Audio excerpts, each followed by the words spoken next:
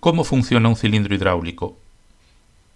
El cilindro hidráulico permite convertir la energía hidráulica en movimiento lineal. Los cilindros hidráulicos se utilizan para accionar plumas de excavadoras, máquinas elevadoras, así como para mover herramientas en máquinas y prensas. Construcción de un cilindro hidráulico. El cuerpo del cilindro está formado por un tubo cilíndrico, una base y una cabeza.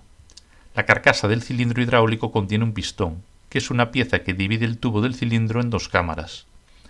El pistón está equipado con empaquetaduras para permitir que el fluido fluya de una cámara a la otra. El pistón tiene un vástago unido a él, a través del cual la fuerza del pistón se transmite al mecanismo que mueve el cilindro hidráulico. La cabeza tiene un agujero a través del cual se mueve el vástago. La cabeza dispone también de una empaquetadura del vástago, con el fin de evitar la fuga de fluido del cilindro sobre el vástago, y un separador que elimina el polvo y la suciedad del vástago.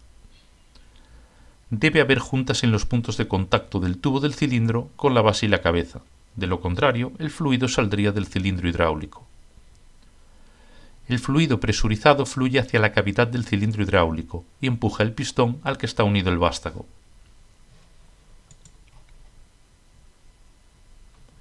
En los cilindros hidráulicos de simple efecto, el fluido solo puede actuar en un lado del pistón.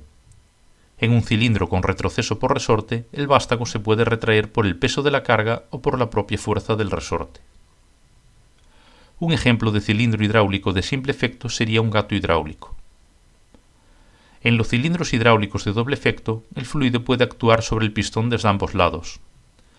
Si el fluido se suministra a la primera cámara, el pistón se extenderá y el fluido deberá salir de la segunda cámara. Para retraer el vástago, se debe suministrar fluido a la segunda cámara, y el fluido de la segunda cámara debe enviarse al cilindro. Para mover el vástago del cilindro hidráulico es necesario controlar el flujo del fluido. Para ello existe un dispositivo especial, la válvula de control direccional hidráulico. La fuerza desarrollada por un cilindro hidráulico se calcula como el resultado de la presión del fluido por el área sobre la cual actúa el fluido. La velocidad de extensión del vástago estará determinada por el flujo de fluido en el cilindro hidráulico y el volumen de la cámara. Un cilindro hidráulico con un vástago doble tiene dos cavidades idénticas.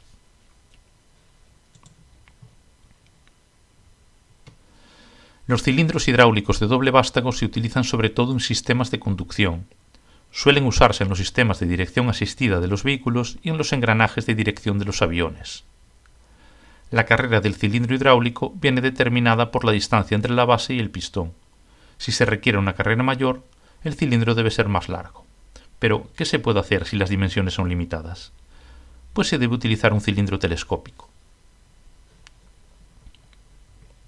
Los cilindros hidráulicos de este tipo están construidos según el principio de un telescopio. El vástago del cilindro hidráulico está formado por secciones insertadas unas dentro de otras.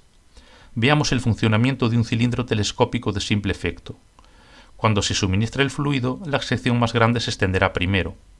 Cuando la primera sección alcanza la posición final, la segunda sección se extiende, y así sucesivamente.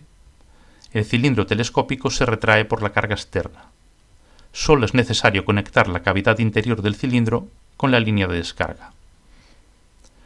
En un cilindro hidráulico telescópico de doble efecto es necesario suministrar líquido a la cavidad opuesta.